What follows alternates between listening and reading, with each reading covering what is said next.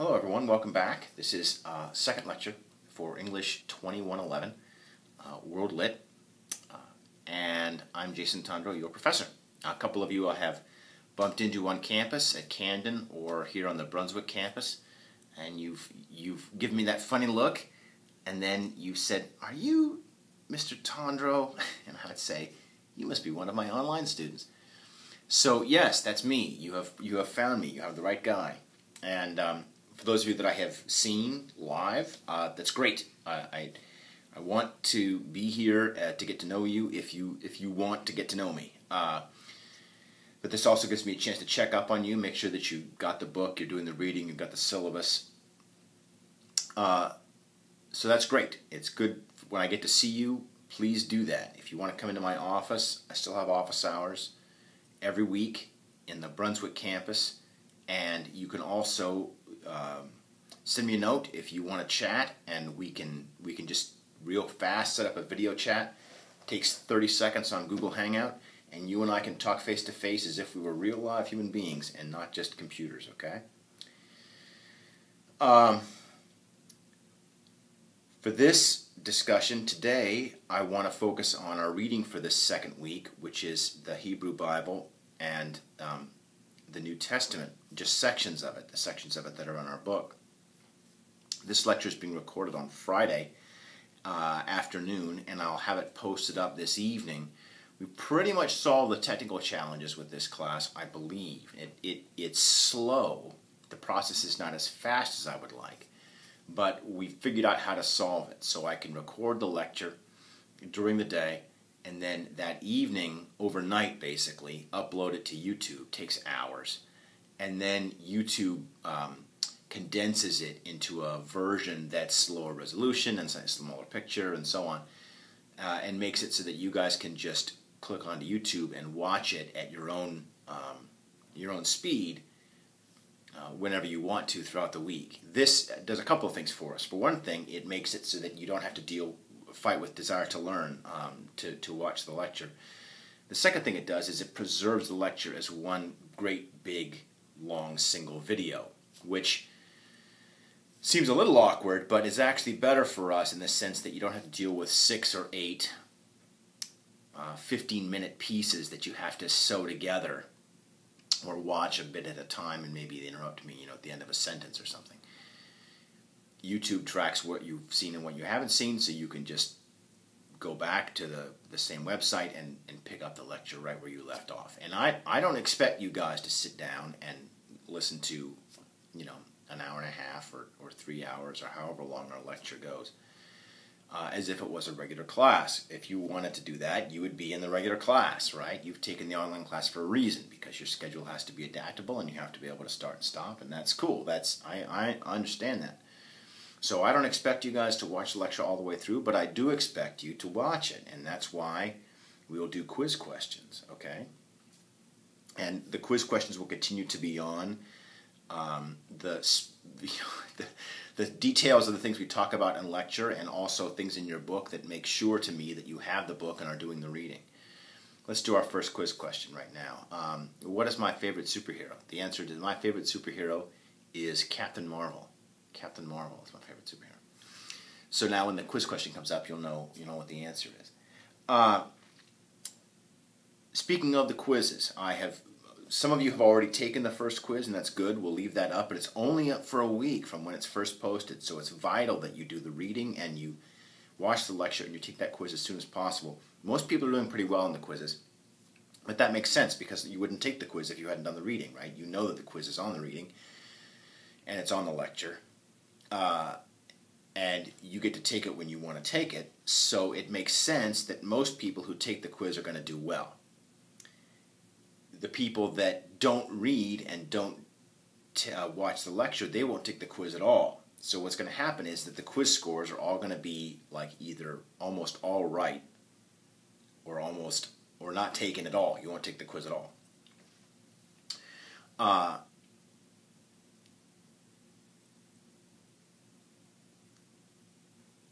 So if you have not yet taken the quiz, please do that. Now this leads me to my next point about the class, and something I think we're all kind of learning together. When I had originally designed the class, I was thinking about the way we do this in a classroom, which is I give you reading on day 1, and then we meet again next week, a week later, day 7, and we talk about the stuff you've already read. And that works fine for a live classroom, but my hunch is, and I don't know, because of course there's 60 of you out there, but my hunch is that the opposite is probably more common. You're going to watch the lecture first and then do the reading. Or maybe you'll be partway through the reading and then watch the lecture. So in some senses, I think a lot of you are probably watching the lecture in an effort to find out sort of how you should approach this material. Now for the first week, when we're talking about the Bible, that may not be as necessary for a lot of you, because a lot of us feel like we already know the Bible. We've heard it every Sunday or whatever, or we've just sort of absorbed it from 20 years of living, and we feel like we already know it, so we don't need to hear the professor tell us what we should be getting out of it. We already think we know it. But when we get to more obscure works that maybe you haven't read before, or maybe you've only read in high school and you spent a couple of weeks on it and you took a test and then you forgot about it, that orientation from me becomes more helpful to you. Because I'm not interacting with you, because you're not on the classroom together, that post-reading discussion where we all talk about what you think, we can't really do. We can't do live. We have to do it on the boards. Instead, this lecture becomes more of a orientation towards the reading. Well, I'm going to try to embrace that. So as we progress, I'll try to get these lectures out to you earlier and earlier. This lecture will be going out to you on Friday evening, which is better than the last one, which was up on Monday, right? But I'll keep trying to get it up sooner and sooner so that you can watch the lecture and then read. And hopefully you'll get more out of the reading. You'll be better prepared for the reading because of what we've talked about here in our orientation. Okay? And that means that our discussion of what you have read and kind of what you think and what your reactions are to it, and your questions and comments about the lecture and about the reading, like, well, I didn't really understand this. What do you want us to get out of the Iliad? You can put that on the discussion boards, and that'll give us an opportunity to talk about it. Okay, so that's a little bit about the quizzes, about how these lectures are changing, and about some scheduling concerns. Okay, so I hope that everybody's on board. We did attendance verification already, and a few people were dropped, but I believe that everybody that dropped were folks that had actually already dropped the class, and they just hadn't dropped on D2L. It hadn't shown up there yet. If you got dropped from the class accidentally because you didn't respond to our email messages or whatever, then come see me and we'll get that sorted out. We had one person that happened to so far, and that was because that student was not checking email. You have to keep up on your student email account. I know that it is flooded with spam. I know that. But that's the official way that I get a hold of you and that I can communicate with you. I could give you the final exam questions over email, and you would be responsible for them. And then when the final exam came out, you would say, well, I didn't know we had a final exam. And I could say, well, that's because you didn't read your email. Right? If I send it to your email, my butt's covered. Is yours? Right? Okay. All right, so let's get to the books. Reading the Old Testament and the New Testament, the Hebrew Bible is what we should call it, because that's what it was called by the people who wrote it and who read it at the time. It was not called the Old Testament for 1,000 years, right, until there was a New Testament. The word testament, Latin testamentum, comes from the Greek word for a legal contract, an agreement, a deal. And the New Testament was phrased that way, was titled that way, because the idea was that we've taken the old agreement, the old arrangement that God had with his chosen people, the Hebrew people. And we're changing that deal. We're creating a new deal. And that's the New Testament. But the Hebrew Bible was just the Bible, just the Hebrew Bible for 1,000 years. Okay, so these books are not like other books for us. They're sacred texts. They're for millions of Americans, they're the most important books ever written in the history of the universe, right? And we talked a little bit last week about the dangers and the problems and the challenges that causes to us as students of literature. We could have simply avoided this topic. We could have said, we're not going to talk about the Bible, or we're going to talk about the Bible, but we're not going to talk about about how it's working as literature. We're only going to talk about the names and the people and the places and the facts in it, and we're going to test you on it as if it was a history book.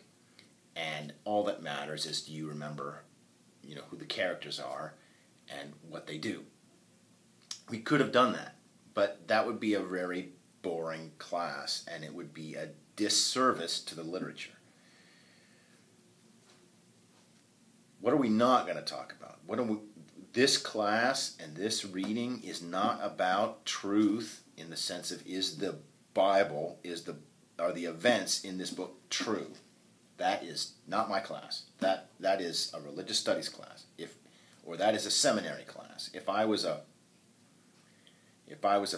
minister and you were all of my students in seminary and you were all in training, then we would be talking about this literature in a very different way. We would be talking about how it's true, or that is not my class. We're here to talk about it as literature. We're here to talk about the story. What is the narrative structure of these stories? How do they work? What is the characterization like in these stories? If you're given a character who seems definitely is a character, somebody who has needs and desires and their own actions and motivations, like take Isaac, for example, or somebody like Joseph, or Rachel, or Rebecca. Wonderful characters, amazing characters of their own. How are those characters portrayed? What tricks, what techniques do the writers of these books use to portray those characters for us, to make those characters come to life? Do they do it with dialogue? Do they do it with the actions of the characters? Do they do it by getting inside the characters' inner thoughts and giving us the characters' monologue?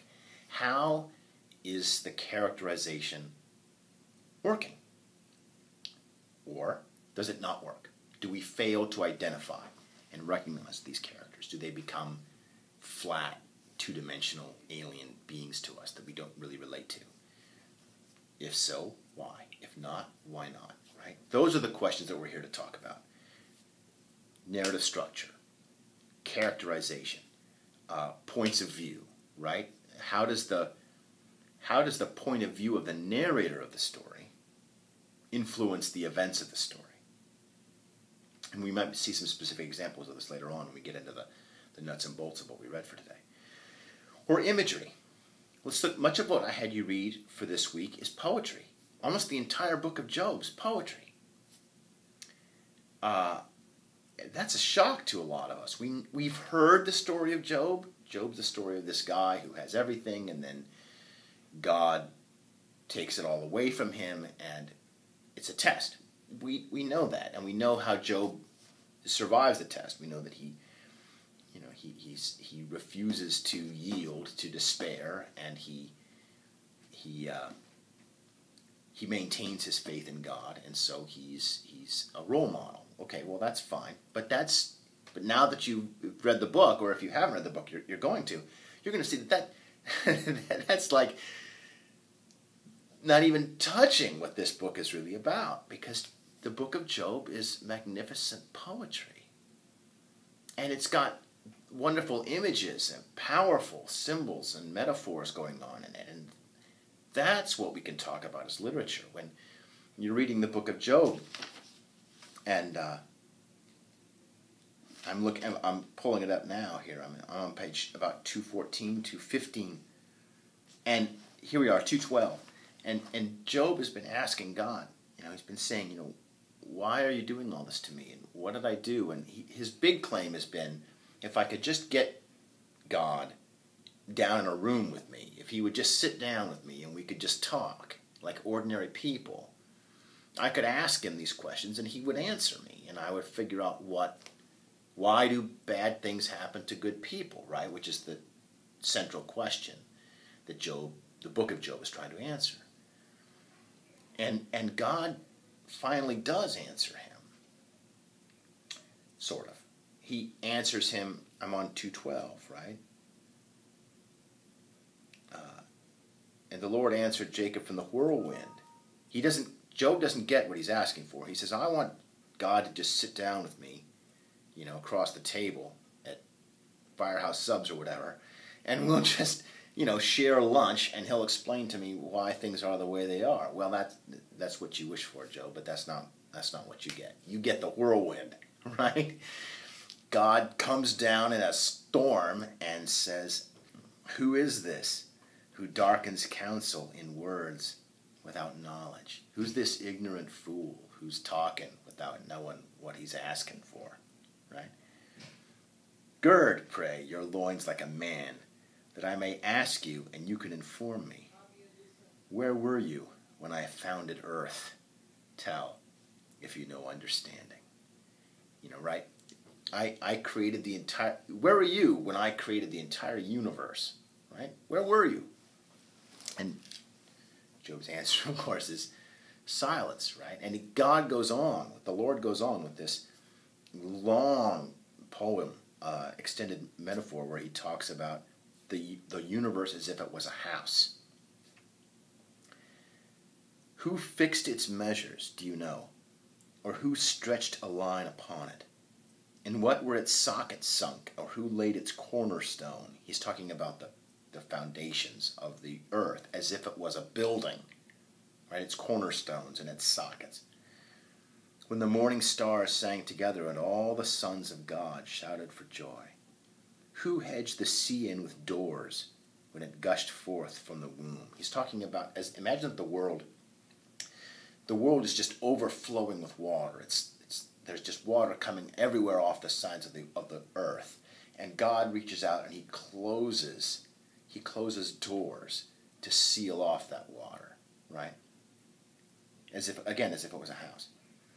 I made breakers upon it my limit, and set a bolt with double doors. Right? See sort of this image of God closing double doors upon the ocean's flood, and then setting a bolt in it. That's the big bar, that you close a door with. This is just an example. I was just pulling up one example, and we haven't really gotten to Job yet. We'll talk more about it later. But of the kind of imagery that's going on in these poems, and that's what we're here to discuss. We're here to take these lines apart and figure out how they're working as literature. The question of, is this true or not? That's not my department. That's above my pay grade, right? I'm just here to talk about it as literature. Now, that being said, there are some special issues about this in the book of Job, specifically about whether or not it's quote-unquote true, that we'll get to when we get to talking more about Job. Okay, so that's just some ideas about how we should be approaching this literature and what we're kind of looking for. We're approaching it as literature. Now, because it is a sacred text, because it is the sacred element of faith to so many millions of Americans, including many of you. You've already spoken up on the discussion boards, and you're saying, look, I'm a Christian, I'm a man of great faith, and I've read these books 100 times, and here's what I think. Well, I think we need to distance ourselves a little bit from our personal investment, right? And this happened in class when I was doing discussion. Someone was looking at the book of Job and says, well, he just seems like the perfect Christian to me. To which I had to reply, well, can't he be the perfect Jew? Because that's who he was. Job is a Jew. He's portrayed as a Jew. The book of Job was written 1,000 years before Christ was born. And although we think of it as a Christian text, because maybe you're a Christian, we have to get into the context of how it was written and when it was written, and remember that it was written to be a Jewish text. and we have to place it in its context. And when we look back, or if you look back and you see connections between the New Testament and the Hebrew Bible, try to remember that those connections were not there when the book was written. When the Hebrew Bible was written, it wasn't written to foreshadow the coming of another guy 1,000 years later. It was the people that read it certainly didn't know that. The people that read it thought, okay, this is a story about these guys here in this Hebrew culture 1,000 years BC. Not these are stories foreshadowing a guy who's going to come 1,000 years later, right? So try to keep, and this is another thing, try not to pull in elements of the text of the Bible that aren't in our text. And this is really hard for a lot of you because you've read these books before, and so you want to talk about all these other stories in the Bible. Pull it back and deal with the examples that are in our book, okay? Try to keep it to the text that's in our book. And that does a couple of things. It keeps you from making arguments that go all over the place. It forces you to focus. But it also ensures that all of us in the class have a common frame of reference, that we're all talking about the same book.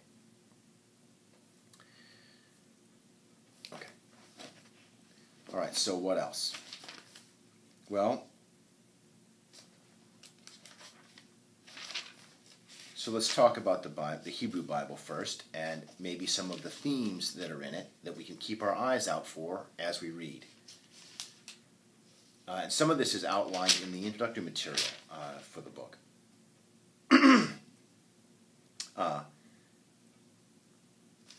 One thing that you're going to see over and over again in the Hebrew Bible, as in Genesis especially, is this issue of family struggle. Almost always between brothers. And there's almost always an older brother and a younger brother. And the winner is not who you think. I mean, because you know the stories, you know that the younger brother is normally the winner in these stories. That it's always the younger brother who ends up being the favorite. But if you think about it, in our society, that's kind of weird, isn't it? We have this tradition, and it goes back to the Middle Ages and before, that it's the oldest child who gets everything. The oldest child inherits. The oldest child is the leader of the family. He or she, usually a he in the medieval and Renaissance periods, not until we start to get characters like Queen Elizabeth and so on, where women take over and say they're not going to let guys inherit everything anymore. But we're used to this idea that the older child is the sort of hero of the family, But in these stories, that's often not true.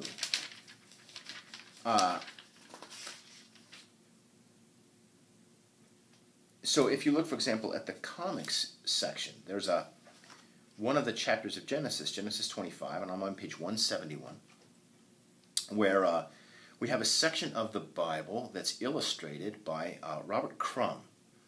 Now, I really recommend that you look Crumb up. Crumb was we call him an alternative comics creator. I'll give you a little history and let you put this comics version of the Bible in a little bit of context. Okay, in the 1950s, comics were very big all across America. But there was a kind of panic that swept across America in the 1950s. This idea that somehow comics were creating juvenile delinquents out of all of America's school children. That kids were reading comics, and a lot of these comics were very gory. They were horror or crime or murder comics, but there were also superhero comics like Superman and Batman and Wonder Woman and so on. And there was a concern that these comics were morally corrupting America's youth, and this idea was extraordinarily popularly held.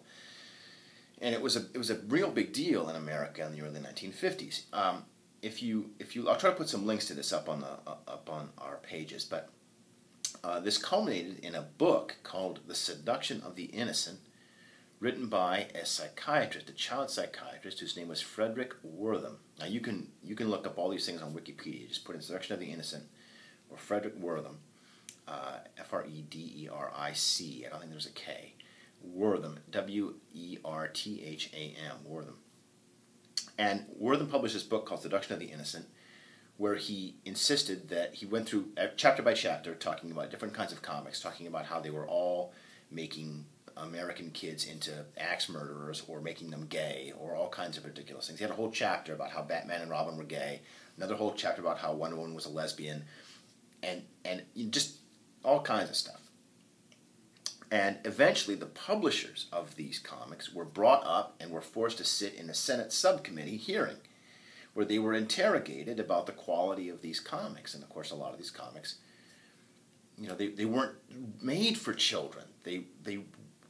That's who was buying them and that's who was reading them, but that's not what they were written for. They were horror books or crime books. Anyway, well, the end result of this was that comics changed for decades. Comics were forced to become children's literature. And this was visible on comics themselves as a stamp called the Seal of Approval, the Comics Code Authority. And once again, you can just pop that into Google and see right what I'm talking about.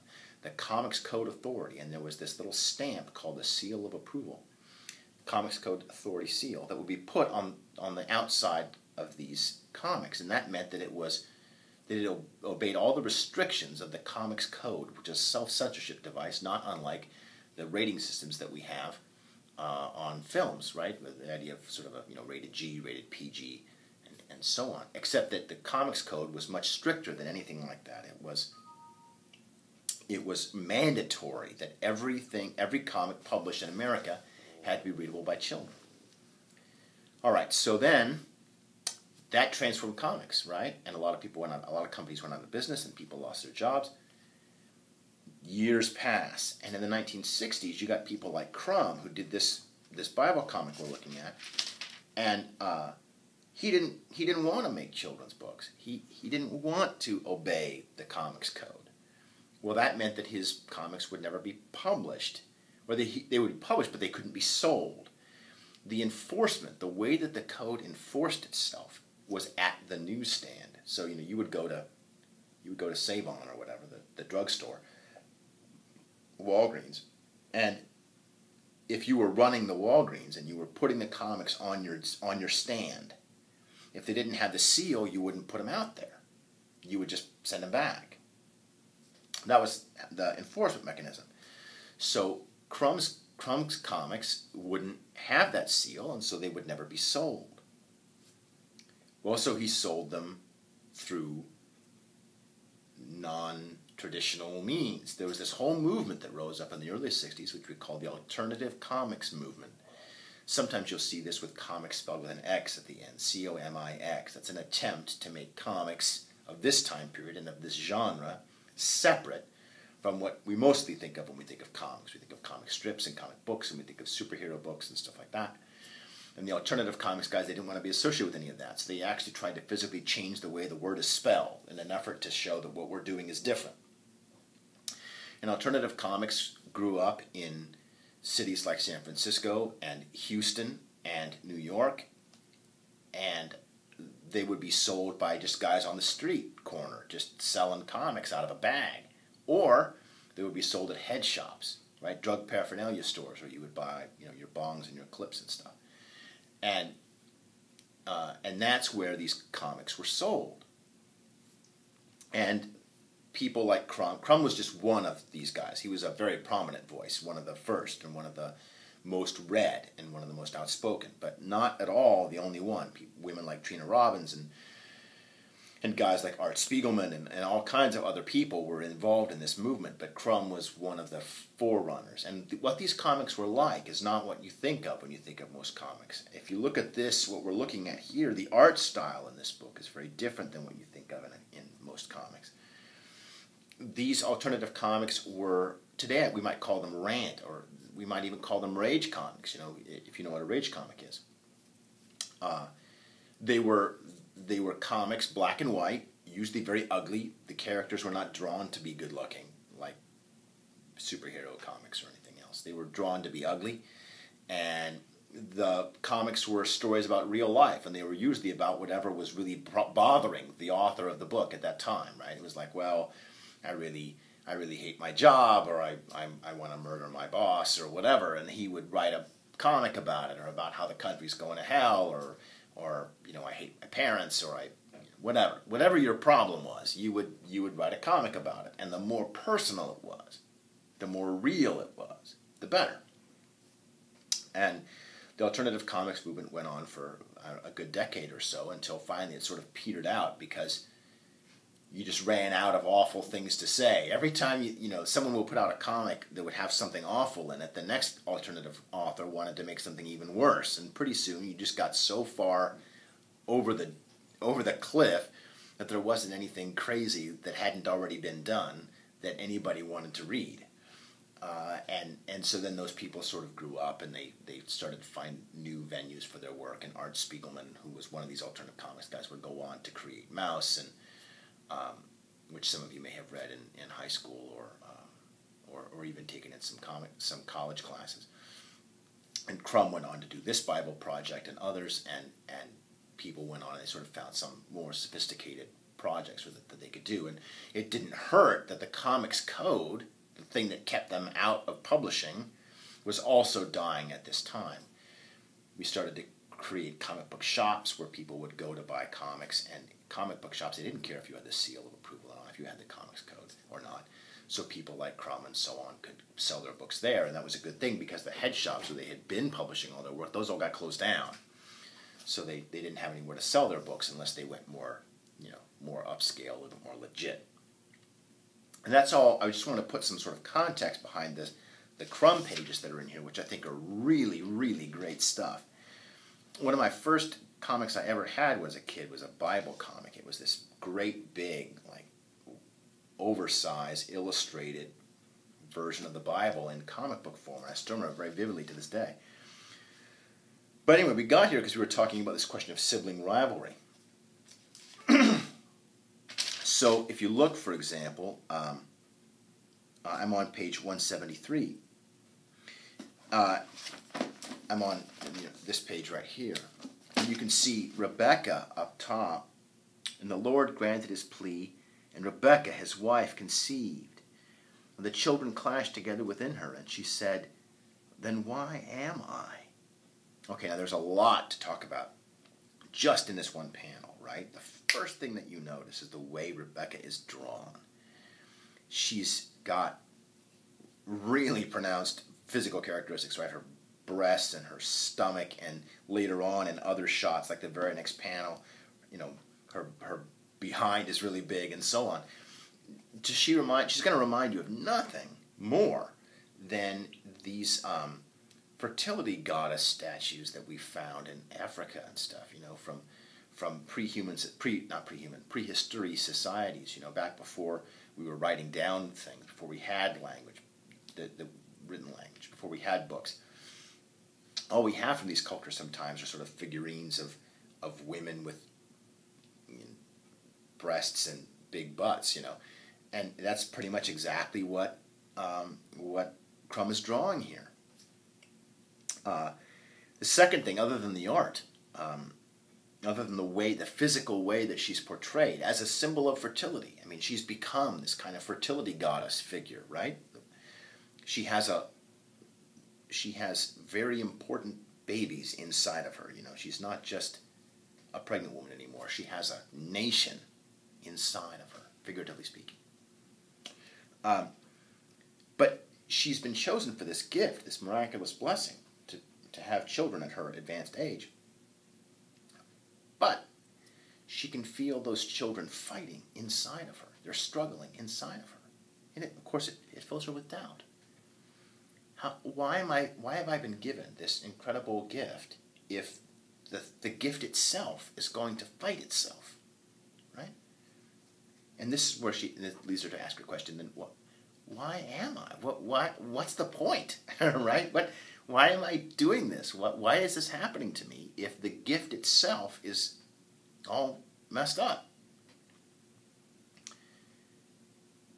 And then we get the prophecy, right? 2 nations in your womb, 2 peoples from your loins shall issue.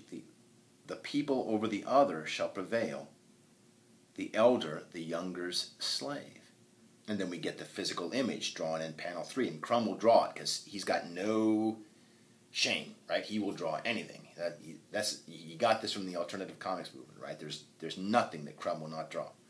No matter how awful a pregnancy is, this is nothing, right? This is tame compared to him. You should look up some of his work. You just do a Google image search for Robert Crumb and it'll pop right up. Anyway, and there's our picture of Jacob coming out of the womb holding Esau's heel. The idea here being that Esau, who's the stronger one, the physically stronger one, because he's a little older and he's going to grow up to be big and hairy, right? What is Esau's dominant physical characteristic? This is a quiz question. What is Esau's dominant physical characteristic? He's hairy. This is the thing that he's known for, right? He's like this wild, hairy, barbarian, savage guy. But he's the physically strong one, the one that lives out in the woods or out in the wilderness.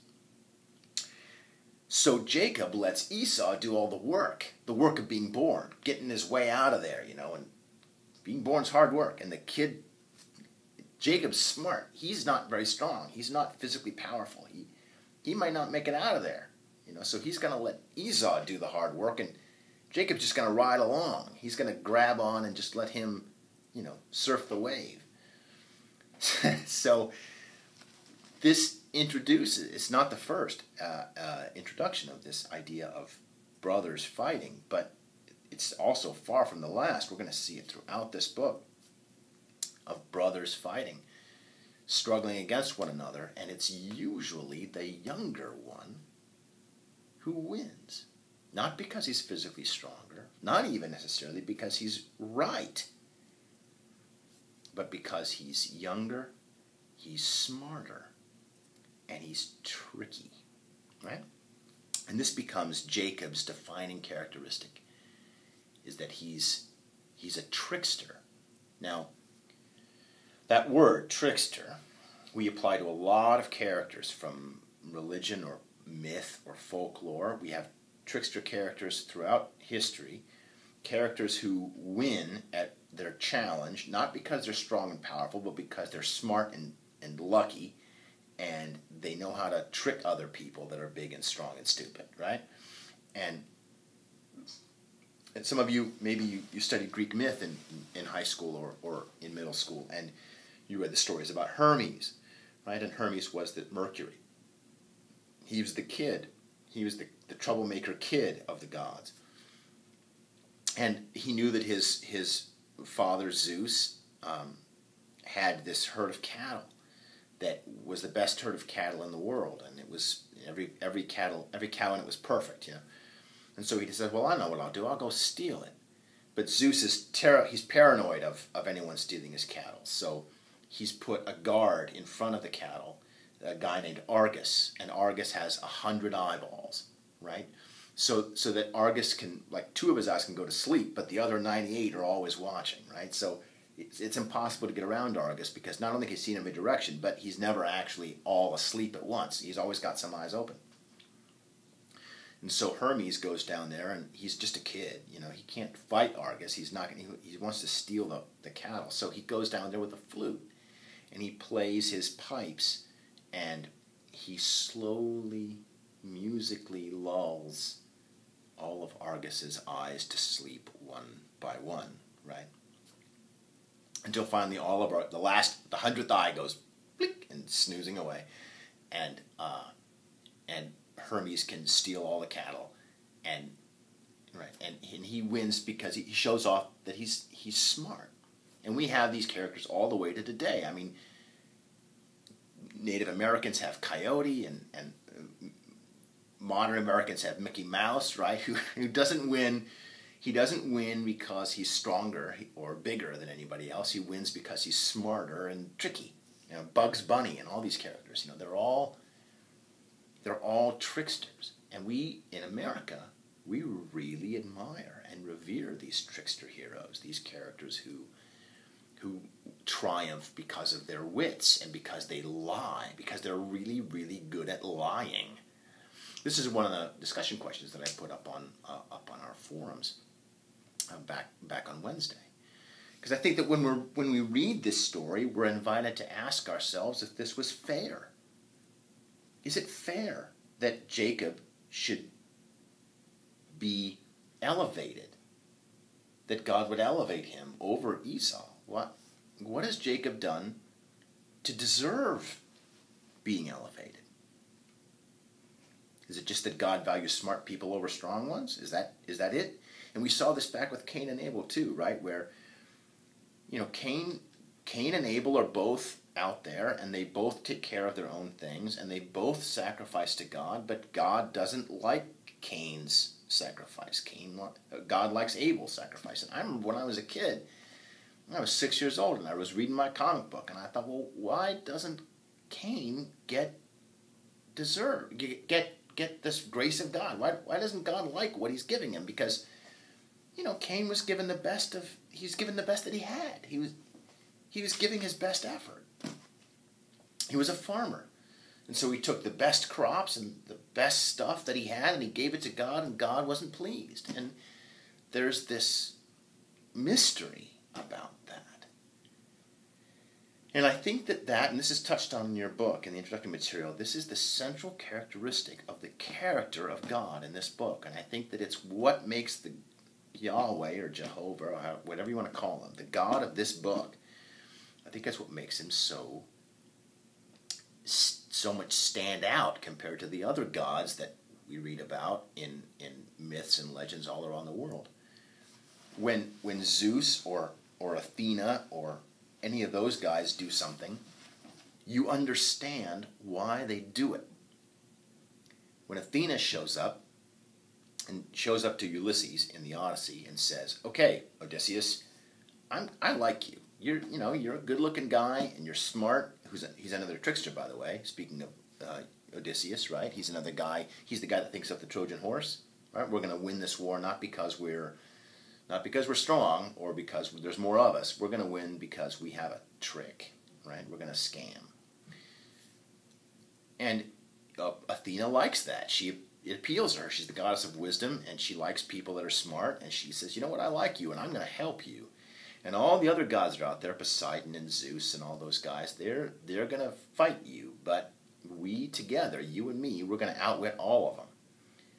And we understand why she's doing it. And it's a family feud, She just doesn't get along with her other siblings. But she can't fight them. She can just pick a hero and help him. And by helping him, she's kind of thumbing her nose at her brothers and sisters, right, back home. We get it.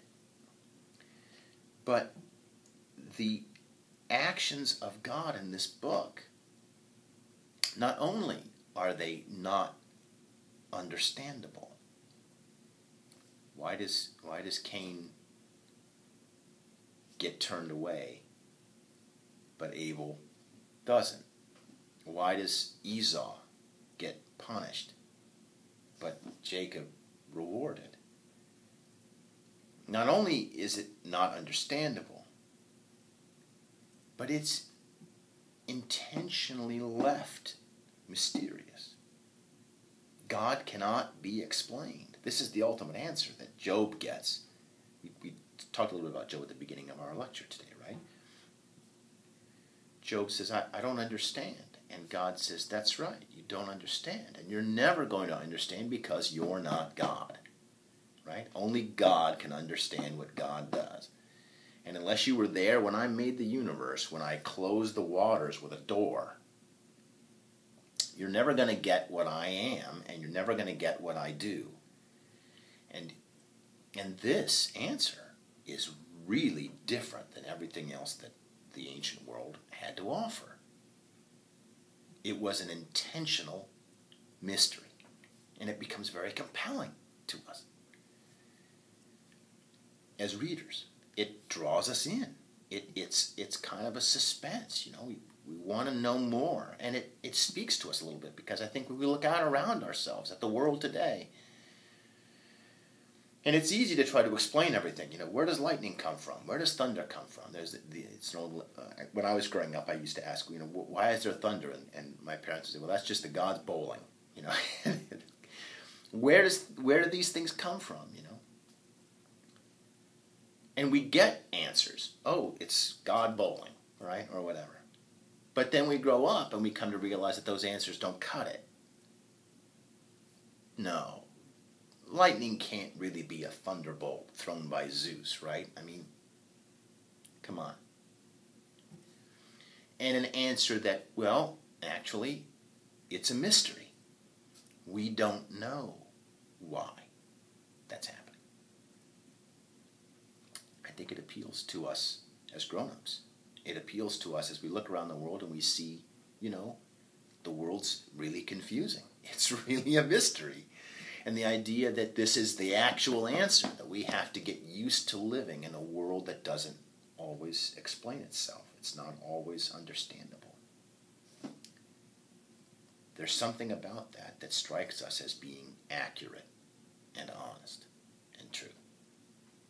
And I think that's why this character, because that's the protagonist of this book, right? This book there's lots of people that come in and out of this book. But the guy that is always in this book is God.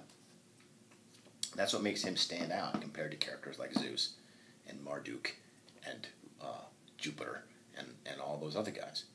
Those other guys are all like us. They're all understandable. They're sympathetic. They're people that we can identify with, that we can imagine. Oh, okay, Zeus, he's like the father of a family, right? And yeah, they're all really powerful gods, and they're like the 1% of the 1%. But they're still basically us.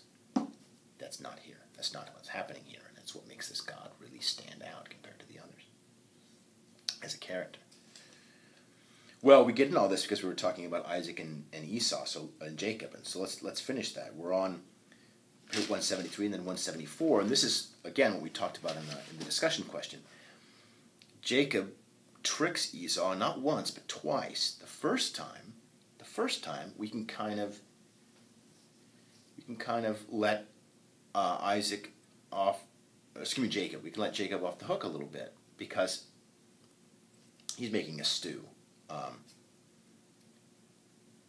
What color is the stew that he's making? This is a good quiz question. The stew is red, right? It's right there on page 174. Jacob was preparing a stew, and Esau comes in from the field, and he was famished. And Esau said to Jacob, "Let me gulp down some of this red stuff. I'm famished." And Jacob says, "Oh, I'll give you some, but first you have to give me your birthright. You have to give me your inheritance." Now this is ridiculous, right? Because you're trading a bowl of stew for your inheritance. But when Esau agrees to it, we're like, oh, well, either he's stupid or he just doesn't value his birthright. He doesn't appreciate it. And so the birthright's going to somebody who does appreciate it, in this case, Jacob. So that's cool. That's okay. That makes sense. We can understand that. But then it happens again. And it's a much more complicated plot, right? And this is the whole business with Isaac's final blessing. Now, when Isaac is giving a final blessing on his deathbed, it's not just a blessing. It's not like, oh, bless you. It's a kind of death wish. Like, I'm going to speak some words on my deathbed, and in the presence of God, and God will be there, and whatever I say will happen. Whatever I give you, I'm going to give you for all time. It's supernatural. It's a mystical event. It's magic. And Isaac prepares for this. He's ready. He's been thinking about this. He's got it all figured out. He knows exactly what he's going to say. And he wants to do this so that he can give his oldest son the power and authority to be great. So he tells his son, Esau, his oldest son, all right, go out there, find yourself a ram, bring it back, we'll sacrifice it. That'll give us that'll get God's notice, and then when God shows up, I'll give you the blessing, and you will have my mystical connection to God from that point forward. But Jacob overhears this, and his mother and he get together, and they come up with this plan that they're gonna cheat Esau out of it. Mom's like, hey, we got a couple of rams just right here. So Esau's gone off hunting, but you don't need to do that. You just grab a couple of these lambs, and Jacob's like, but he's gonna know. I mean, Dad's old, but I'm not hairy. So we're gonna get close, and he's gonna touch me, and he's gonna say, Mr. Tondro's bald. You don't have. This can't be Esau. You're not hairy. And Mom says, no problem. We'll just get you a coat. We'll make you like a shirt covered with hair, and we'll give you gloves with like hair on the outside, and you'll trick him. They're talking about her husband. They together they plot this trick, and it works. And it's not until Esau comes in from the woods that he reveals where he's been to his father, and his father's like, I can't believe it, and I can't fix it either, because the words have been said, the magical spell has been cast, the divine blessing has been given, the supernatural power has been spent, and nothing that I gave, I can't take it back. It's gone. And God knew all of this, right? God was there. So when he gave the power to Jacob instead of to Esau, he allowed that to happen, that trick to occur, and he rewarded Jacob for being deceptive. And I think these things make us question the book and wonder why, right?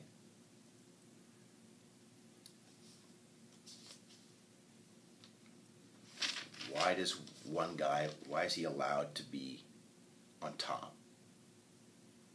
Maybe it was because God figured that it was better to have a smart leader than a strong one, right? But it's hard to say. What else?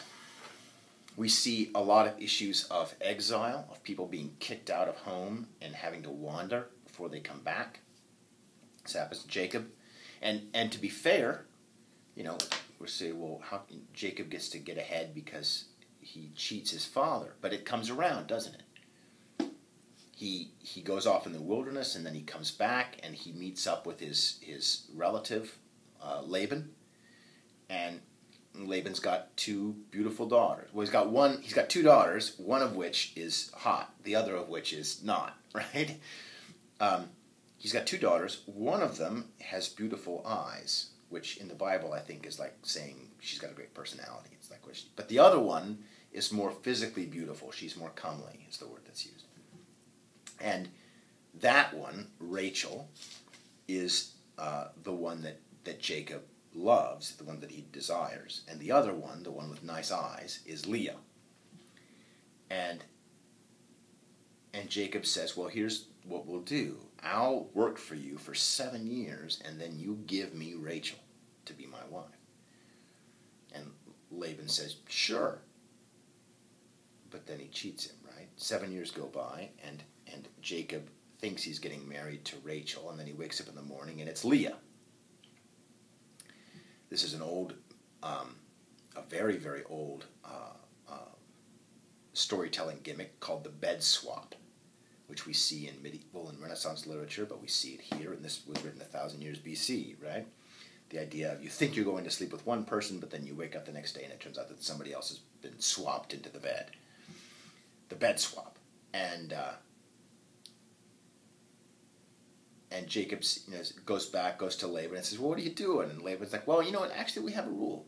I didn't tell you this 7 years ago. And for all those 7 years, I never mentioned it because I was going to play one over on you. But we have a rule, and that's that the younger daughter can't marry until the older daughter does. This also shows up in things like Shakespeare's Taming of the Shrew, for example.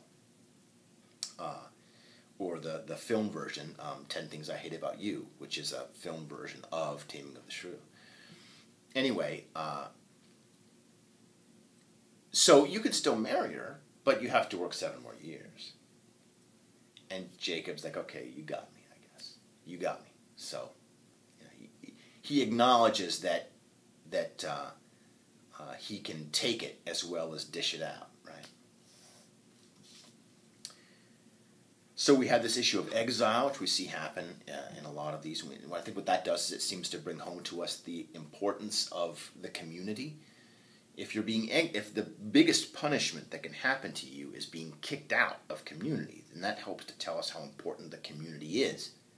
It's not like our society today. I mean, we're very rootless and we're very mobile in today's society. If you're going to a school or whatever and everybody hates you, you just leave. You go to a different school. If you're at the work and no one likes you, you just find another job. You leave town and you start all over again. And to us, that's not a big deal, especially because half of everything we do is online anyway. So, we're mobile and we don't have these intense bonds. But this society is not like that. That if the biggest punishment is being kicked out, then that helps to tell you how important it is that you were in. Right? And speaking of that, this idea of hospitality, which we see throughout the story, and it happens all kinds of times. It happens when wanderers from the wilderness come in, and whether it's Laban or Jacob himself or other people or Isaac, you take in those people that are wandering in the wilderness and you give them food and you give them drink and you give them shelter and you give them a place to hide from the elements and the wild animals. And you have to treat them in a certain way. You have to be nice to them and respect and admire them. We see this on 169. 168, when we're talking about Sarah, Abraham and Sarah. And these 3 people arrive at his tent, and he doesn't know who they are, but he welcomes them in. He tells Sarah, look, I want you to start cooking. We need food for everybody. And not just a little food, we need a lot of food. We want tons of food. We want food for them and for all their servants and for anybody who's traveling with them. We want everything. We want them to go to bed full. And then the Lord rewards him. This because you took me in, because you took in my messengers, that I'm going to bless Sarah with children. This is Sarah's old, and she's not, we don't know exactly how old she is at this time, but she's old enough that she doesn't have, she's past her period. So she's 50 minimum, probably in her 50s, maybe like older. And Sarah laughed inwardly, saying, after being shriveled, shall I have pleasure, and my husband is old? And she laughs at this idea that she could have a kid. That's silly. That's dumb. I'm not going to have a kid. I'm 60 years old. Right? Whatever. And the Lord said to Abraham, why is it that Sarah laughed, saying, shall I really give birth, old as I am? Is anything beyond the Lord? Has anyone noticed, as you read this book, how many times God asks questions? Why is she laughing? Okay, don't you know? Why is she laughing? Look at the beginning of the Garden of Eden stuff in Genesis. And there's God walking through the garden as if he was just a dude.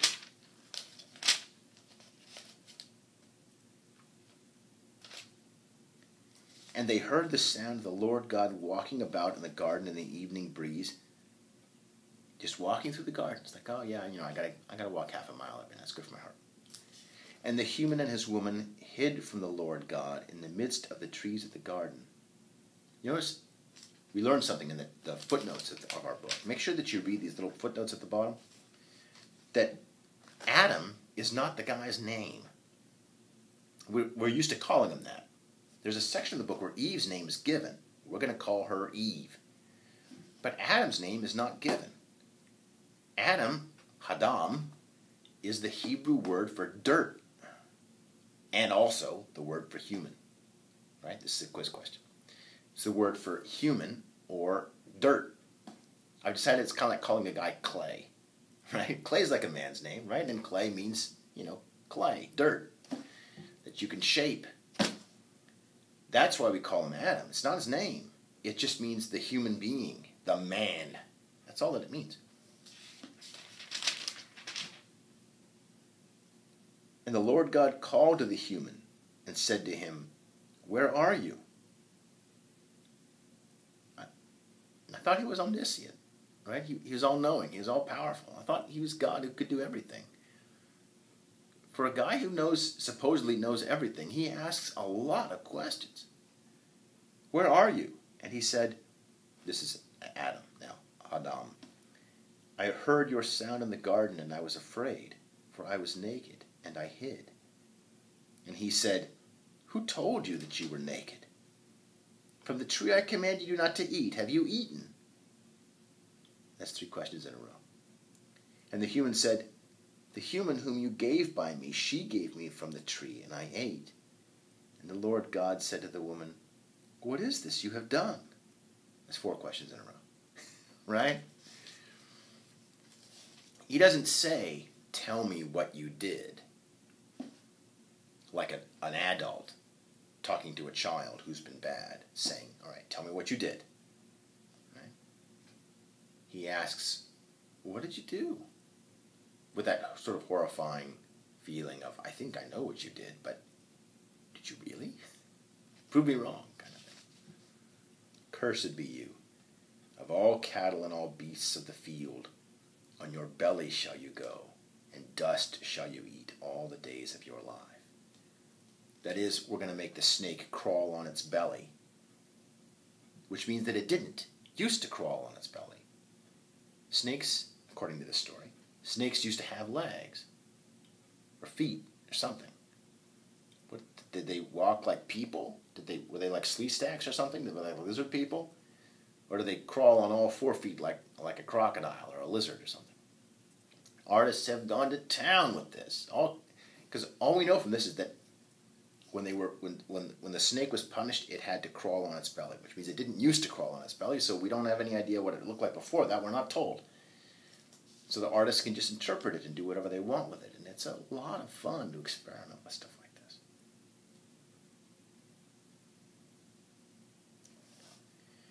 Well, anyway, we're talking about all the kind of times that God asks questions, and in this case, back to Abraham and Sarah. Doesn't she believe that I'll really be able to give her a child? "In due time I will return to you at this very season, and Sarah shall have a son." And Sarah dissembled. She covered it up. She said, "Oh, no, I wasn't laughing. I was belching." Right? She just makes up, "Oh, no, that wasn't me. That was the dog." For she was afraid. She was afraid. Because not only is this God, right? But in addition, this is hospitality. You respect your guests. You lavish them with praise. You give them whatever you want. You don't laugh at them. You don't humiliate or embarrass them. Right? When a guest shows up, you're good to them. That's how they just got this blessing just now.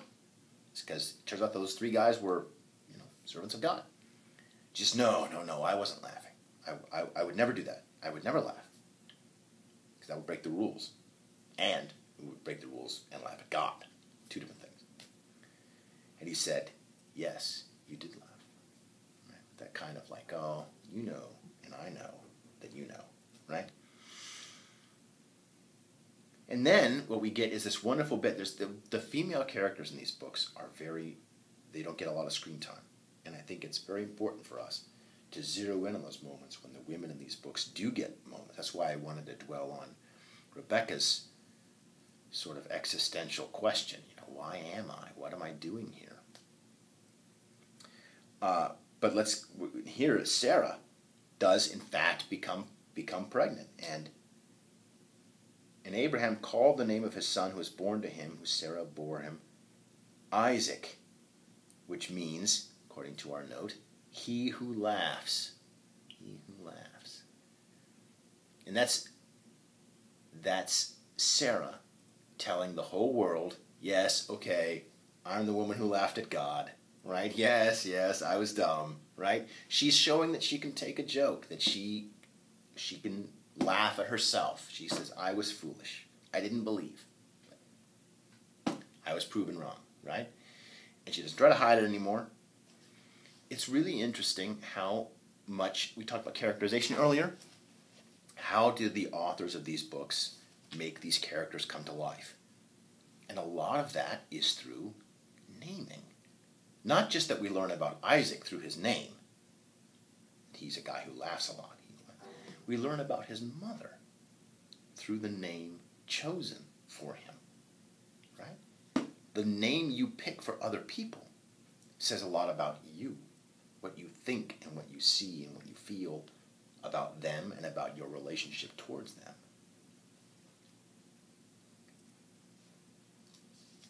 So that Esau gets a new name, right?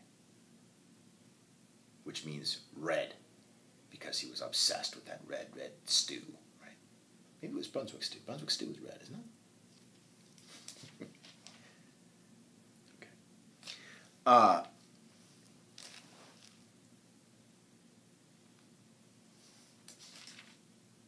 Well, we've walked through a lot of the Genesis stuff, and I hope that you found it interesting. I know when I was reading, there was a lot here that I was surprised to read, and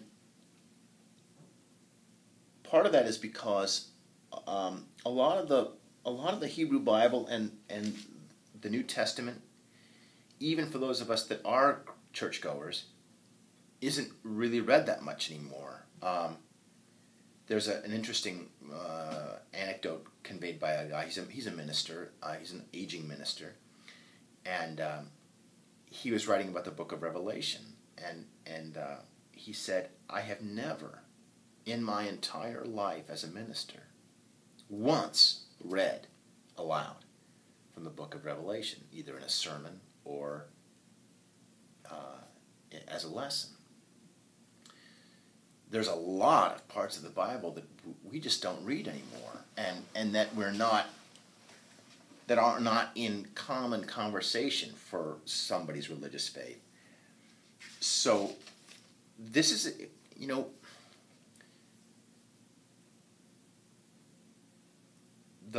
the Hebrew Bible, the New Testament, when the New Testament was developed in the first century, couple of centuries after Christ's birth, for centuries it was only in Latin. We call this the Vulgate Bible. It's the Vulgate just means that it was in the Latin that was spoken at the time, and it was written only in Latin, and it was kept in Latin only on purpose. That the church didn't want ordinary people to read the Bible because the Bible is hard to interpret. It's hard to understand, and as soon as you let everybody read it, they'll all start coming up with their own ideas of what it means, and you won't be able to keep everybody on the same page. They won't all believe the same thing.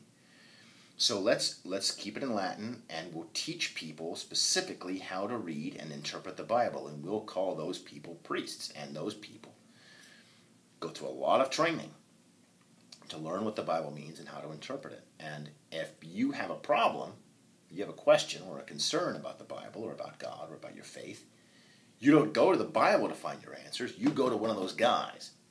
And it's always a he, because of his training and his knowledge and his ability to read the Bible in Latin, will get it, and he'll be able to explain it to you.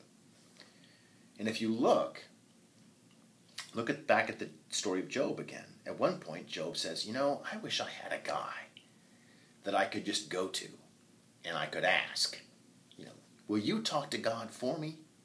He calls it, the word in our text is an arbiter, like an intermediary, like a negotiator, right? Who will talk to God for me. And if you think about these texts not as religious books, but as literary texts, it's easy for us to understand why that sort of stuff is going on there. if you're in a society that has priests, those priests want to make sure that there's a reason you need a priest. If everybody can read the Bible and everybody can interpret it, then why do we need a priest? Right? And so the priest gives you the story of Job, and in that story he says, oh, if only there were a priest I could go to. Right? And the story becomes a defense of the existence of priests, of some kind of middleman, some kind of negotiator who can intercede between you and God.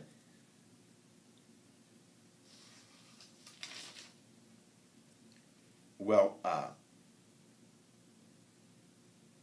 so for centuries, the Bible was only in Latin.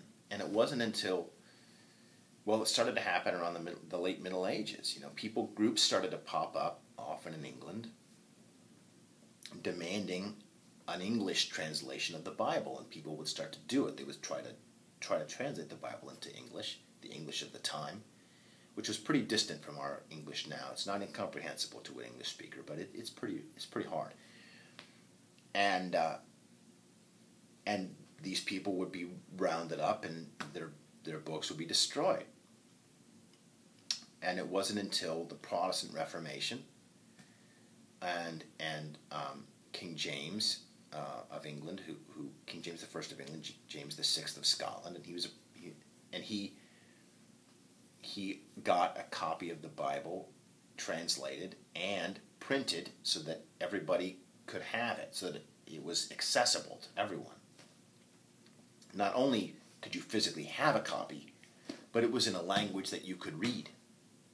And it was in a beautiful language, because James got magnificent translators and poets to turn this stuff into the most beautiful language he could, because he figured, well, you know, it's God's language, so we should make it as good as we can make it. And this was a huge transformation moment, because suddenly anybody could read the Bible, and if you could read the Bible on your own, then, as we talked about, naturally you're going to start coming to your own conclusions, and you're going to start arguing and debating with the priests, and you're going to start having your own opinions. And you say, well, you're going to say, but that's not what it says, and you're going to go back to parts of the Bible that don't often get read, and you're going to start trying to figure out what they mean. And this is you are an inheritor of that tradition. You have a copy of the book in your hand, and you can look at it for yourself, and you can decide for yourself what you think it means. This has not always been the case. This is something we fought for, and people died trying to get this. And that's not just true of this book, but it's true of many other books as well.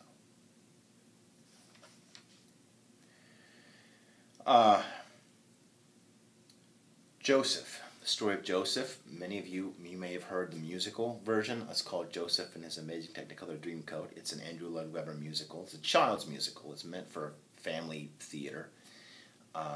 It's done by the same guy that did Phantom of the Opera and Cats. You can Google it, right? You can listen to it. Joseph and His Amazing Technicolor Dreamcoat. And the funny thing about this musical is that it takes the different elements of the story and it makes them all songs, but then all the songs are a little bit different genres. So there's a Western song, there's a country Western song, and there's a sort of French Italian kind of European song, and there's there's a rock song, and the Pharaoh. When the Pharaoh comes out and gives his story about the dream that he has about the 14 cows and the 14 ears of corn, the Pharaoh is an Elvis impersonator. He's the king of Memphis, right? Memphis is a city in ancient Egypt. So he comes out as an Elvis impersonator, and he's the Pharaoh. So it's a pretty entertaining musical. It's fun. It's not very long. You can watch the whole thing on YouTube. I'll see if I can find a copy for you, but you don't need me. You can just search for it yourself. And if you have kids at home, totally recommend it. It's a lot of fun. It's a great little kids' theater. It lasts about an hour. It's not very long. So it was hard for me to read through the story of Joseph without imagining those songs, which I have heard way too many times. Though a lot of the themes that we've been seeing in the previous stories show up again, right? We have the story of a youngest son who's the favored one, who gets stuff that the other sons don't get. We have this issue of exile, where you're kicked out. The worst punishment you can get is to be kicked out. We have questions of hospitality, right? When Joseph is Pharaoh's advisor, and everyone comes begging to him for food, and he takes them in and he gives them all food, and he's got another game that he's playing there, right? Because they don't recognize him, and he wants to test them, and he wants to see if they're still wicked or if they have repented, if they're feeling guilty. But he still gives them the food and all that stuff. It's not until he plays his little revenge game on them that he frames Benjamin for theft. But even then, that's an issue of hospitality, right? Because they're guests in his house. And he says, and I gave you everything. I did all the things that a hospitable lord of the house should do. And how did you repay me? You stole. This issue of hospitality, we barely have anymore today, right? I mean, we don't like to let strangers in off the street. We don't let strangers into our houses. We don't feed them. I mean, we do a little bit. We have this idea like, well, if I invite the guy to come over and fix my roof, that I'll offer him some lemonade or whatever, right? And that's a sort of legacy of that issue of hospitality. That's where it comes from, and it's a virtue that we really see here. And I think what it helps us to understand is how much these people had to struggle to survive in the environment they were in. I mean, this is a harsh world. And the wilderness there were no street lights. And it was dark, and the world was filled with animals that would eat you, and there was no food, and water was scarce, and you had to stick together. People had to stick together. The community had to stick together if we were going to survive. This idea that you always felt threatened.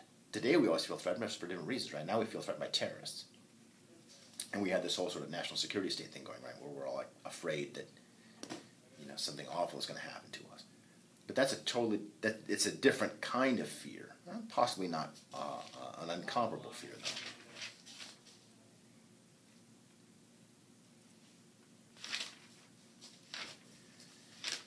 What else?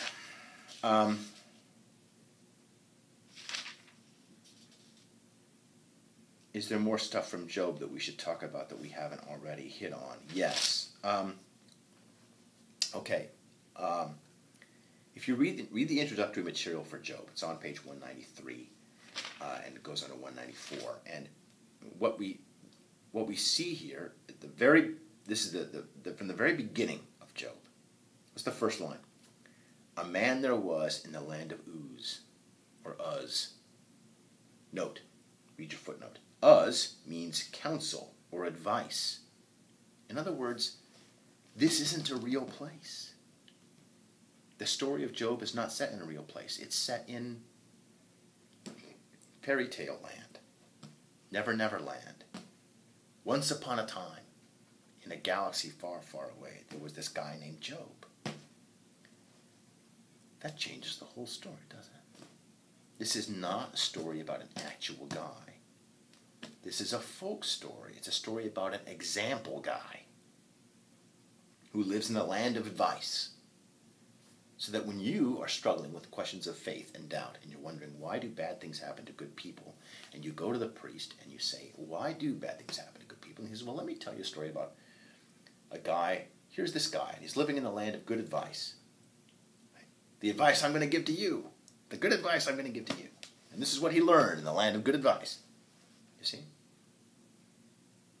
We talked at the beginning of this about whether or not these stories are true or not is not my business. That's not what we're here to discuss, whether or not this is actually the truth. That is not the same thing as asking if these things are factual, if they actually occurred. That's a different question. And Job is a good illustration of that. The book of Job is not about a person who actually lived. It's a fairy tale. It's a fable about a guy whose name is Job, living in a fabulous, fantastic land that doesn't exist.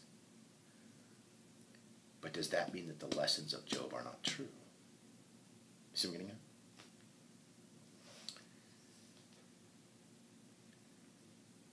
What else do we notice? Well, we have this adversary guy. I'm on the second paragraph of the book of Job. And one day, the sons of God, okay, that's not the Son of God, capital S, capital G, Son of God, Jesus Christ, Son of God. This is written 1,000 years before Christ was born. Who is it then? Are they angels? Well, if they're angels, why aren't they called angels? They're not called angels. They're called the sons of God. Are we talking about, if this was any other book about a God, and they talk about the sons of God, we wouldn't doubt that for a second.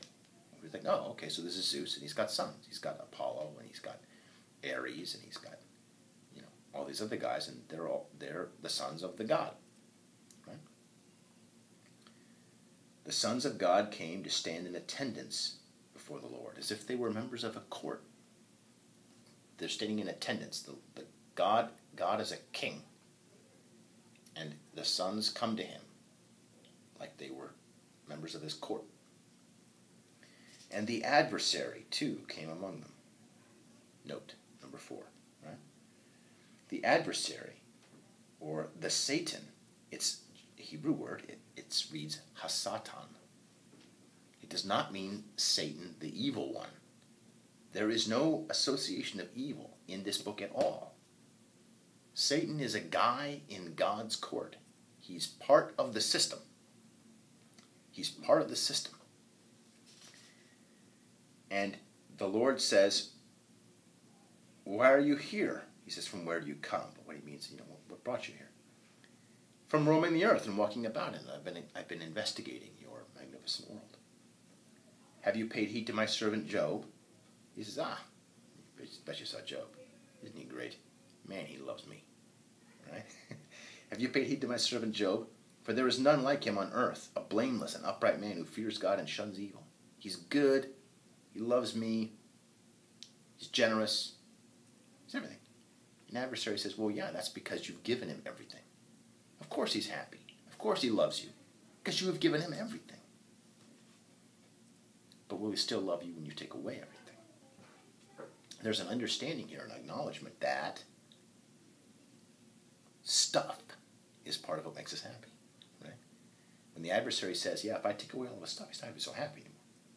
It's an understanding that we are made happy by our stuff, our family, our people, our belongings, our wealth, our prosperity. And God says, okay, you could do whatever you want. Just don't touch him. And the adversary says, okay, deal. And he goes and then suddenly all these awful things happen to Job in one day, right? First, all these messengers start arriving. First, he loses all his cattle, and then all of his sheep, and then all of his camels, and then the bottom 193, right? This one was still speaking when another came and said, your sons and your daughters were eating and drinking wine in the house of their brother, the firstborn. And look, a great wind came from beyond the wilderness and struck the four corners of the house. There's a hurricane. It's like Katrina all over again. And it fell on the young people, and they died. And I alone escaped to tell you. And Job rose and tore his garment. This is a Hebrew expression of grief, of mourning for the dead, right? You would tear your clothes. It sounds weird to us, but we have all kinds of weird habits and customs that we do. And Job rose and tore his garments and shaved his head and fell to the earth and bowed down. And he said, naked I came out from my mother's womb, and naked shall I return there. The Lord has given, and the Lord has taken. May the Lord's name be blessed. Job understands that, God gives you these things, and they're on loan.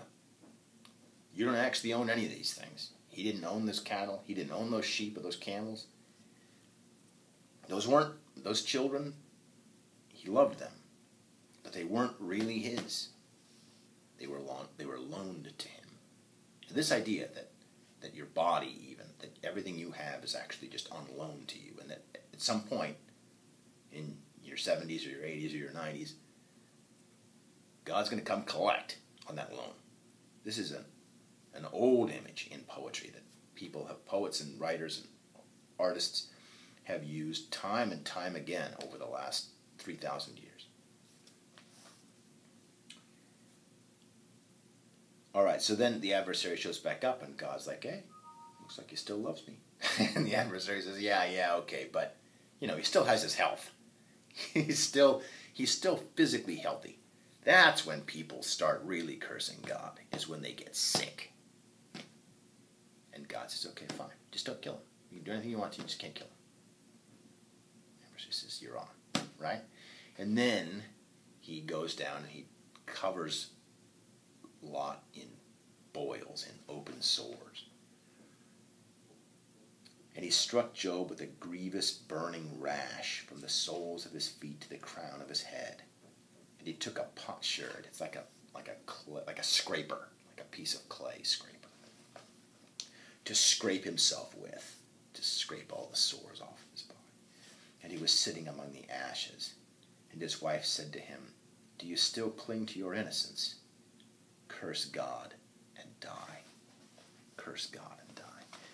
What does that mean, though? Do you still cling to your innocence? Job's wife believes that if awful things are happening to Job, he must deserve it. And if you think about it, that makes sense. How many of us are used to this idea that if you do good things, you will get good things? This sort of karma, or whatever goes around comes around, or if you do good to people, then you'll get good in return. We are used to this idea, but that is not the idea that the Hebrew Bible puts forward as how the universe works. Tons of people talk about this in the book of Job, and they're all wrong. Whether it's Job's wife or his friends that sit down next to him, they say, look, if you're suffering, it's for a reason. This sort of everything happens for a reason kind of thing. But the Hebrew Bible tells us that you can't know that reason. The reason is a mystery. It's impossible to understand.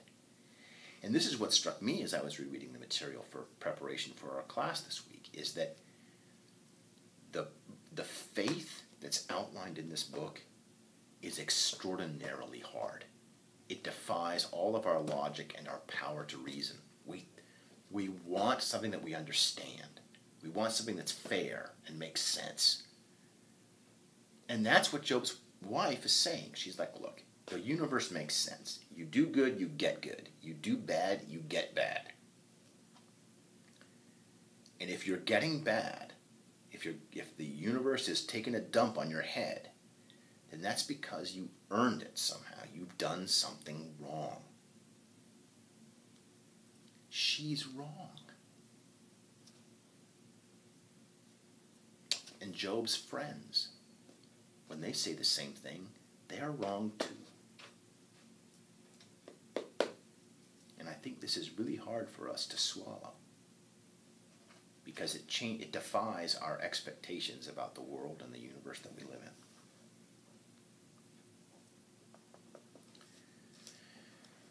So Job's poetry really begins, and he goes on, and it's a long section. On page 196, his friends start. Eliphaz speaks out, and the others. But it's important to remember that those guys, when they talk, they're wrong. They're criticizing Job, but they're not the heroes of the story. They're not the one whose point of view we should be admiring. So when they say, look, I'm looking at line about 10 to 15 on page 196. Those who plow mischief, those who plant wretchedness, reap it. When you do bad things happen to you. Okay, he's wrong in this poem. Right? And it's a real challenge. That trying to believe in a faith where things don't make any kind of rational sense. There is no sense of fair play. Or rather, there's a plan, but you're not allowed to know it or see it, and it's too incomprehensible for you to get. That's a real tough case for a lot of people. And I think it shows the real demands that this literature puts on us and on its audience as readers. Because the readers of this book were supposed to be the Hebrew faithful, right? And they're reading this, and the faith that they're learning about is not easy. It's really challenging. All right. I want to spend a little bit of time, I know we're going long here, but I want to spend just a little bit of time talking about the New Testament stuff. Which of the 4 Gospels do we not read? Quiz question. The answer is Mark. The book of Mark is not in our selections. That's how I read the Bible, was the original book of Mark in Greek. But it's kind of fact-based and a little bit boring and not as interesting as the guys that we do have, Luke and Matthew and John.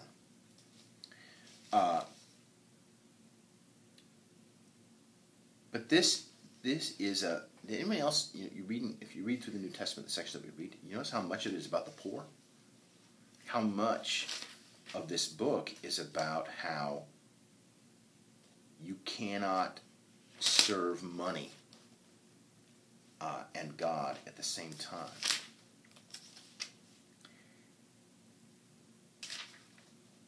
So much of this is about the poor.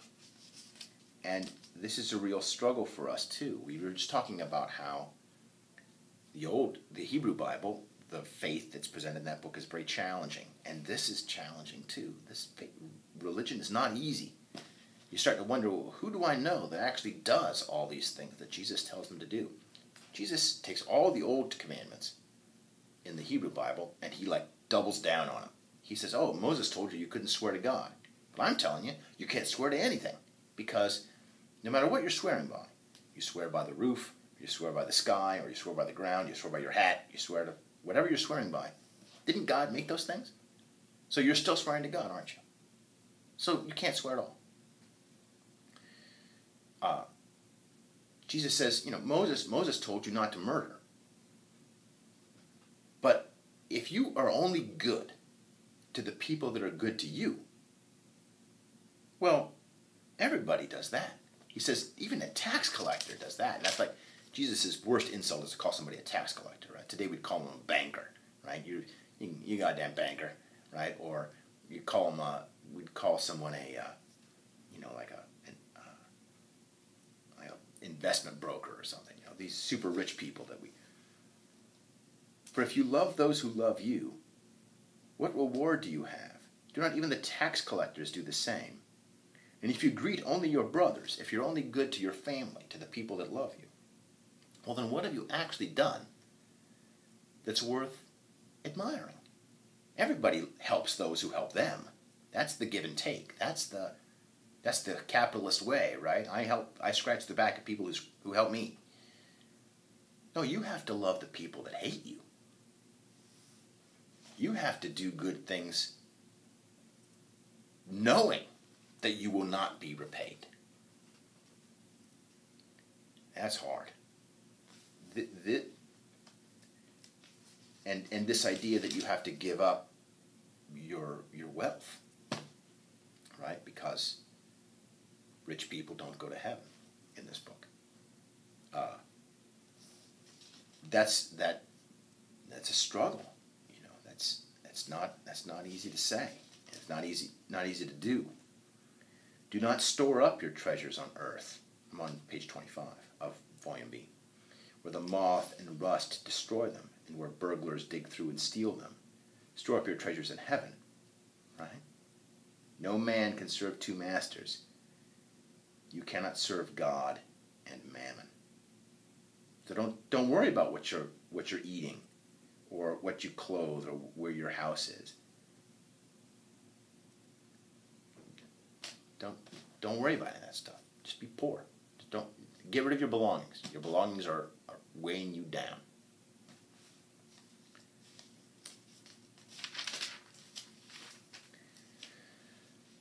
So what we're finding is as you look at these New Testament stuff, and this is written 1,000 years after, and by different people who sort of sewed these texts together, and they had a lot of debate over which version was going to be the version and which ones were going to get left behind. This happened with the Hebrew Bible as well as the New Testament. And that's why a lot of these stories, let's end with this. One of the first things people notice when they read these books, and they're in the footnotes, and we talked about it in my class discussion, is what some students call an inconsistency, or they're contradictory. And that starts right off in the Garden of Eden, right, where God creates the world, and he creates the plants and animals on whatever day it was, 5 or 6 or 4. And then, suddenly, one paragraph later, it writes that the earth didn't have any plants on it yet. Well, wait a minute, I thought we just made plants last paragraph, right? Or the moment when God says, okay, the breath of life will not stay forever inside of the human body. You're all going to live to be 120. And then a page later, Noah lives to be 975 or something. And if you remember the parts of the Bible that aren't in our text, there's long lists of guys who all live to be hundreds and hundreds of years old, right? Well, wait a minute, I thought you all lived to be 120. Right? There's all these things in the Bible that strike a lot of readers, skeptical readers, as contradictions. And it becomes if this was a religious class, we would debate those contradictions and how to resolve them to our satisfaction all night. We would talk about the 2 different versions of creation all day. But we're not. We're literature students. And contradictions and inconsistencies in the text are perfectly normal in literature. There are many, many books that contradict each other, where characters do things that don't make sense with what they just did a few pages before, where you're told what an event is like, and then a few pages later we're given a history of the same event, but it's different. You do this. We all do this. We tell a story, and it's not exactly how we remember it, or maybe it's a different story than it was when we told it the first time. Maybe we embroider it a little bit, or we change a couple of facts, and maybe we do it on purpose, and maybe we don't. Because it's a literature, the fact that there are inconsistencies, that there are inaccuracies, or elements of contradiction in the text, this doesn't bother us at all. It's not even significant. It's only worth asking, well, what does that change? Do the different versions say something different about the story, or about what the story is trying to say? Does it matter that human beings can only live to be 120 in one, but they can be hundreds of years old in another? Well, in some sense it does, because in the first version, we have an idea of life as flat. Everybody always lives to be 120 or whatever. But in the second version, you have people that live to be almost 1,000, and then their kids get to be 600, and then 500, and then 300, and then 200, and you have this idea of a fall. And it creates a different trajectory of history. We talked about this a little bit last week, right? So it does create different versions of the story. That's how it's important. Not the fact that it's different, but what do the differences mean? Does that make sense? All right, so we're almost to 1 hour and 40, and you guys are benefiting the fact that I have limited memory space on my iPad. So I'm going to wrap it up here. Now, next week I want you to read Homer and the Iliad. Now, the selections from the Iliad. Now, it's a tough work. Many of you may have read pieces of it before, but part of the problem here is with the Iliad is that we all think we know a lot of the stuff that happens in the Trojan War. This is the story about the Greeks, and they attacked the Trojan War, and the Helen of Troy and all that business. And there's a bunch of stuff about that war that you think you remember. Let's see, there's the Trojan horse, and there's all that stuff. The trouble is that none of that is in the Iliad. The Iliad is about a very specific week of time during which a guy, Achilles, played by Brad Pitt in the last very bad movie, Troy, right? Some of you probably remember that film. Brad Pitt is playing Achilles, and Achilles is furious. That's how the Iliad starts, with the rage of Achilles. He's furious. because he wants this slave girl. But his chief, his king, Agamemnon, who's leading the Greek war effort against the Trojans, he's decided that the girl, I think her name is Briseis, that she's pretty hot, so he's going to keep her. And so Achilles goes off to his boat and pouts. Well, the trouble is that when Achilles is not on the field fighting, and they've been here for 10 years, they've been on the battlefield for 10 years, when Achilles isn't fighting, the Greeks are losing. The Trojans have their own super hot star player, right? Achilles is like the Michael Jordan of war. If he's on the field, if he's on the court, we're winning. And if he's not, we're losing, right? Meanwhile, the Trojans have Hector, who's their star player, right? And Achilles isn't on the field, so Hector's racking up the points. Well, so this goes on for a while until finally Achilles' boyfriend. Yes, he has a boyfriend. Now, in the movie, it's not a boyfriend, but that's because it's Hollywood. But, you know, we just changed the law that said that all the gay soldiers, gay and lesbian soldiers, and all of the branches of our military, they no longer have to hide their orientation. So I don't think that Achilles and Patroclus have anything to apologize for. Anyway, Achilles has a boyfriend, and his boyfriend's name is Patroclus. And Patroclus thinks to himself, well, you know, it seems to me that the problem here is just that everybody wants Achilles to be on the field. So he steals Achilles' armor. He puts on the armor, and he goes out into the field, and everybody thinks, oh, Achilles is playing. So they start to win until Hector kills Patroclus. And then Achilles goes berserk. And he kills Hector, and he doesn't just kill Hector. He then drags Hector's body around the castle, the city of Troy, 7 times. And he refuses to let the Trojans have the body so they could bury it. He's just got it lying out there, just like going rotten. And at the end of the story, Hector's father, the old king of Troy, comes out, and he is led through all the soldiers, and he comes to Achilles' tent, and he begs Achilles for the body of his son. Please, let me bury my son. And this is the moment for Achilles. What's he going to do? Is he going to realize that he did the wrong thing, that he let his rage bring him to evil? Is he going to realize that he was bad, and he gives the body back? Or is he going to be stubborn, and is he going to let his rage rule him and yield to it? That's what I want you to look for, okay? I want you to read that. It's going to be hard. Now, I'll send out a note later on about the quiz. I'll make it up, and I'll get a quiz posted, and about our discussion post. But so far, everyone just keep on going. I've gotten occasional mails, so please do continue to write to me if you have questions or problems. All right? jtondro@ccg.edu. All right? And if you have any questions or problems, write to me. I'll let you guys get started on the next book, and I hope that you found this helpful as you start to reread or catch up. All right? Thanks. You guys have a good day now.